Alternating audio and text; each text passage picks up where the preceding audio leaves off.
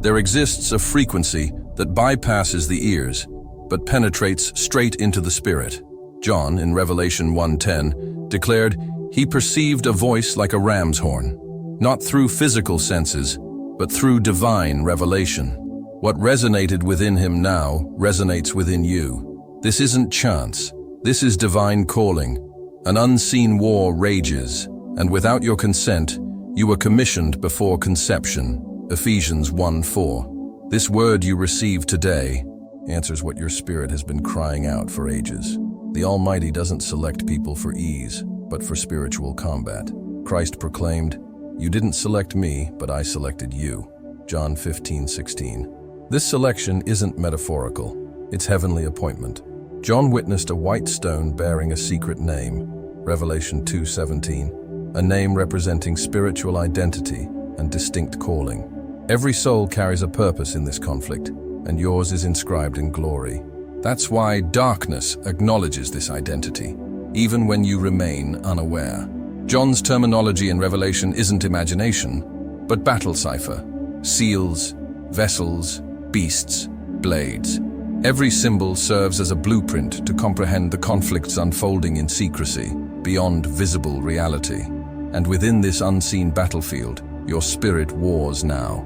Few discern, few answer, but those who perceive and arise transform destinies. This is your moment. Heaven unveils the eyes of the chosen. The season to dismiss has ended. The season to arise has commenced. There exist wounds leaving no physical traces, yet erode the spirit in silence. They emerge from battles waged within us, where mortal vision cannot penetrate. Spiritual anguish isn't calculated in weeping, but in restless nights, prayers that remain trapped, and feelings of internal consumption. And precisely within this concealed realm, spiritual warfare escalates most fiercely. Because what humanity cannot witness, hell manipulates. The Apostle Paul cautioned that our arsenal isn't physical, but spiritual, powerful enough to demolish unseen fortresses, 2 Corinthians 10:3-4. Frequently, we persist in battling through human effort, logical counsel, or diversions, when what we truly require is assuming spiritual warfare stance. The mistake lies in addressing symptoms through emotional solutions, while the root remains spiritual. Yet not every conflict stems from demons. Sometimes the adversary dwells internally. Arrogance, shame, concealed patterns, quiet dependencies. And at this juncture, confusion emerges. The spirit loses clarity, and what was warfare becomes bewilderment. This occurred to a man who, after abandoning spiritual watchfulness, experienced mysterious nocturnal assaults. When he restored prayer and surrender, the attacks vanished. The battle was genuine, but originated from forsaking divine protection. If you sense internal hemorrhaging, it's because your soul wages war. But every revealed conflict can be conquered, and you weren't destined to perish in this foxhole. You were destined to triumph within it. Few seasons in spiritual journey prove as unsettling as periods of divine quietness. You intercede, fast, plead, and perceive nothing. And heaven appears sealed, responses fail to arrive, and the heart questions, does he still perceive me? But what if this quietness isn't abandonment, but tactics? What if, as with Daniel's account, the response has already been dispatched from heaven, yet encounters delay through unseen warfare? In chapter 10, Daniel fasted 21 days until an angel finally appeared bearing the vision, explaining that from day one his petition was acknowledged, yet celestial war raged. This narrative isn't merely historical, it's spiritual and contemporary. Wars exist that obstruct revelations, and moments arise when the Almighty himself elects silence, so something greater may be unveiled. Urgency becomes the adversary's favored diversion. He desires you to conclude that silence equals desertion, but divine silence frequently becomes a testing arena where faith, endurance, heavenly alignment face examination. Perceiving the Spirit's voice demands internal stillness. Therefore, fasting transcends abstaining, its weaponry. Silence transcends void, its attentiveness. A turbulent soul cannot detect the Spirit's murmurs. When everything appears voiceless, withdraw inward, become still, decelerate. Because the Almighty doesn't communicate at anxiety's rhythm. He speaks when all becomes quiet, including you. And within that quietness may rest the response your soul desperately seeks. A tranquility exists that doesn't originate from the Almighty, and it proves perilously alluring. It doesn't bear divine presence's weight, but the misleading comfort of conflict's absence.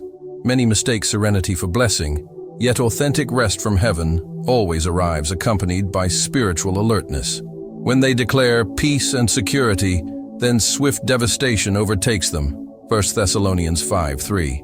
The snare isn't turmoil, it's counterfeit peace. When circumstances appear overly favorable, many spiritual warriors drop their defenses and suffer defeat. The adversary seldom strikes during storm's peak. He awaits the moment when souls settle, when spiritual discipline loosens, when knees cease touching earth, when scripture no longer penetrates, merely embellishes. And at this point many fall, because spiritual warfare isn't won through momentary fervor, but through quiet persistence. Attack's absence doesn't indicate threat's absence. It may simply represent the opponent's strategic intermission. Discernment becomes essential to distinguish when calm represents divine gift versus silence preceding assault. The Almighty doesn't always dispatch storms for awakening. Sometimes He permits stillness to test faithfulness during routine. If your faith only stirs through desperation, it hasn't matured. Authentic peace emerges from vigilance, from persistent intercession, from hearts that even without crisis remain kneeling. Because genuine spiritual warriors don't battle only during clamor. They remain upright, even when everything seems peaceful. Certain dreams merely echo the weary mind, yet others carry heavenly encryption, disguised communications, warnings escaping ordinary comprehension. Daniel didn't dream from curiosity. He interpreted revelations as warfare acts. In Daniel 2, his interpretation not only exposed hidden mysteries, but prevented mass destruction. His spiritual perception decoded what others termed enigma, and this distinguishes the ordinary dreamer from the prophetic warrior, the capacity to hear the Almighty even during flesh's rest. Dreams constitute the soul's dialect.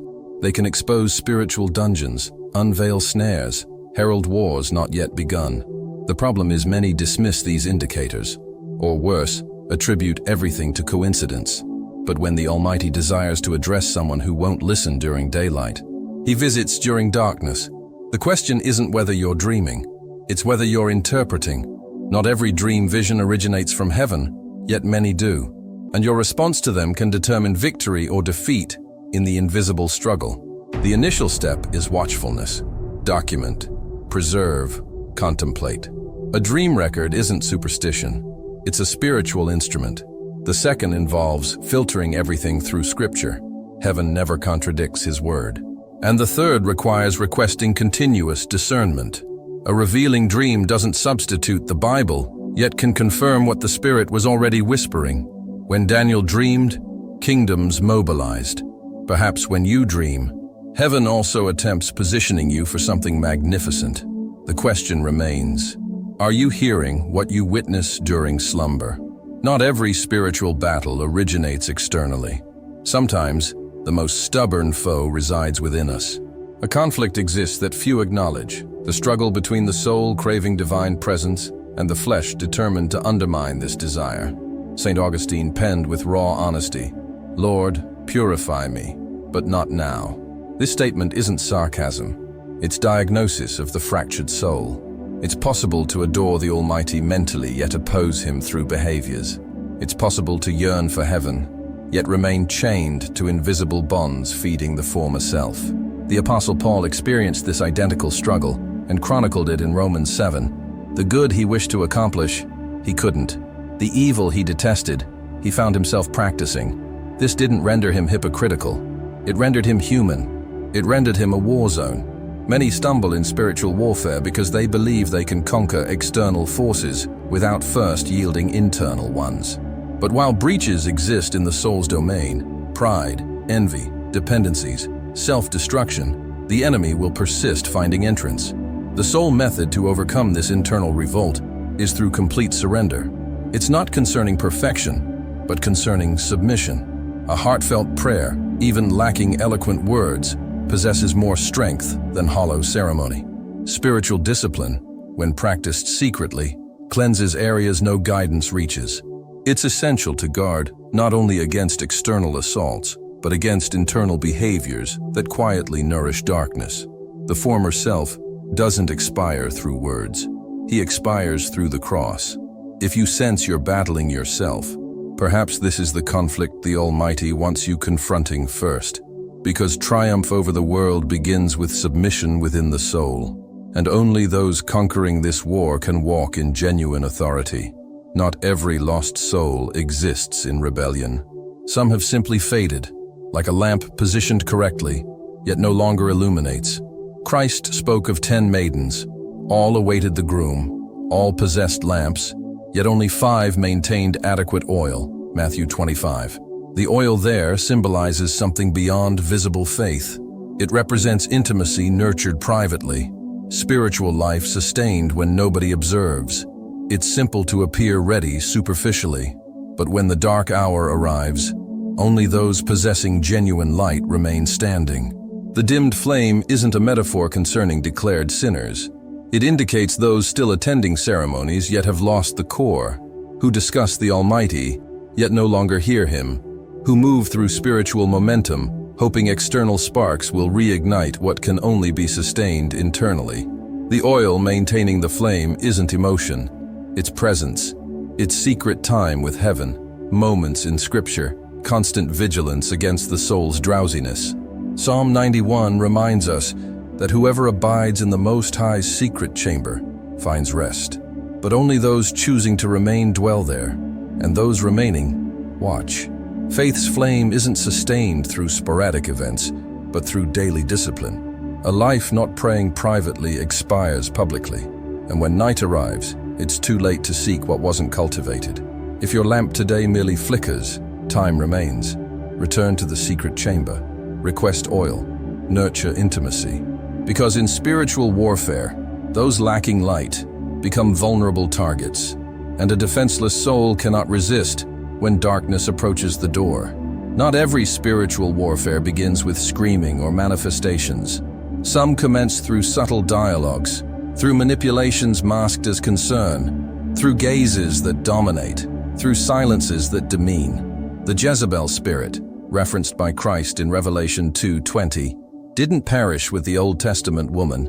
It continues operating, camouflaged, within households, relationships, and even congregations. Its primary weapon isn't direct confrontation, but subtle enticement. It penetrates through reversing spiritual authority, undermining divine order within the home. This spirit operates in defined patterns: enticement, manipulation, domination, and condemnation.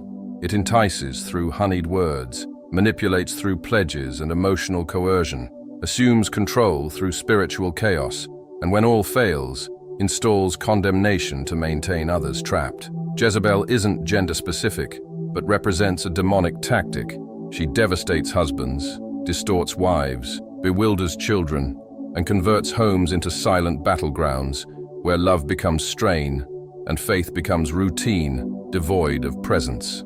Many believers' error is assuming spiritual warfare only occurs outside the home. Yet within the home, the enemy most desires to reign, because destroying the foundation corrupts everything. It's necessary to intercede, not merely for the congregation, but for the bedroom, for the dining area, for the relationships sustaining the family. Spiritual authority must be restored, not through shouting or demands, but through discernment, intercession, and realigning each member according to divine structure. A deliverance prayer isn't ceremony, it's spiritual repositioning. And today, the Almighty summons you to reclaim what was surrendered unknowingly. Because if Jezebel reigns quietly, divine spirit can reign powerfully. If vigilance exists and lost authority gets restored. Names exist the world will never discover, yet make hell shudder. In Revelation 2:17, Christ promises a white stone bearing a fresh name, known solely by the recipient. This name isn't merely symbolic, it's spiritual identity. It's the signature of one who was summoned, shaped, and validated on the battlefield. It's not concerning fame nor public acknowledgement. It's a divine stamp authenticating the authority of one who conquered not merely external enemies, but also internal wars. Derek Prince, through his deliverance teachings, stated that genuine spiritual authority doesn't emerge from shouting or theatrics. It's birthed through obedience. Those submitting to divine government can oppose darkness's government. Many desire to expel demons, yet still nurture hidden dependencies. They desire to liberate others, yet never confronted their own chains. The white stone isn't granted to everyone.